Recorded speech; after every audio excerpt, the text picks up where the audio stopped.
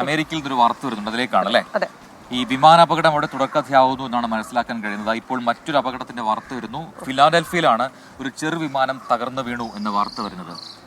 ശരി, അമേരിക്കയിലെ ന്യൂജേഴ്സിയിൽ നിന്ന് മധു കൊട്ടാരക്കരയാണ് വിശദാംശങ്ങളുമായി ചേരുന്നത്. മധു, ഗുഡ് ഈവനിങ്. അവിടെ വൈകുന്നേരമാണല്ലോ. കഴിഞ്ഞ ദിവസം ഉണ്ടായ വാഷിംഗ്ടൺ DC-യിലുണ്ടായ വിമാനാപകടം അത് വലിയൊരു സ്കെയിലുള്ളതായിരുന്നു. ഇപ്പോൾ ഫിലാഡൽഫിയയിലും ഒരു വിമാനാപകടം കൂടി ഉണ്ടായിരിക്കുന്നു. ആദ്യത്തെ കേസിൽ ചില സംശയങ്ങളൊക്കെ ഉണ്ടായിരുന്നു. ഇത് തമ്മിൽ കണക്ഷൻ അങ്ങനെയൊന്നുമില്ലല്ലോ അല്ലേ? Good morning Christian Prajin. പറഞ്ഞതുപോലെ വീണ്ടും ഒരു വിമാനത്തെ അപകട വാർത്തയാണ്. അതും വാഷിംഗ്ടൺ DC-ന്ന് അധികം ദൂരമല്ല ഈ ഫിലഡൽഫിയയിലേക്ക്.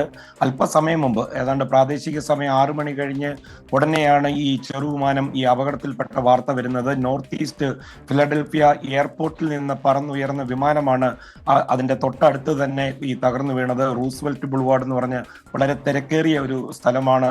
അവിടെയാണ് ഈ വിമാനം തകർന്നു വീണത്. സ്പ്രിംഗ്ഫീൽഡ് മിസൗറിയിലേക്ക് പോകുമായിരുന്നു ഈ ചെറുവിമാനം. ബസ്റ്റിൽട്ടൺ അവന്യൂ സമീപം, റൂസ്വെൽറ്റ് മാളിന് സമീപമാണ് ഈ വിമാനം തകർന്നു വീണത്. ഈ ഭാഗത്തെ റോഡുകളെല്ലാം ഇപ്പോൾ അടച്ചിട്ടിരിക്കുകയാണ്. ജെറ്റ് റെസ്ക്യൂ എയർ ആംബുലൻസിന്റെയാണ് ഈ കോർപ്പറേറ്റ് വിമാനം. ലിയർ ജെറ്റ് 55 എന്ന വിമാനമാണ്.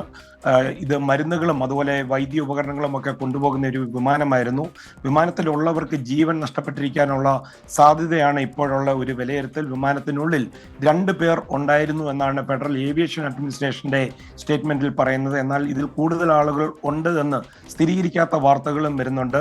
ഈ വിമാനം തകർന്നതിനെ തുടർന്ന് തൊട്ടടുത്തുണ്ടായിരുന്ന വാഹനങ്ങൾക്കും അതുപോലെ ഭവനങ്ങൾക്കുമൊക്കെ തീ പിടിച്ചിട്ടുണ്ടെന്നുള്ള റിപ്പോർട്ടുകളും വരുന്നുണ്ട്. ക്രിസ്റ്റീൻ പ്രജിൻ.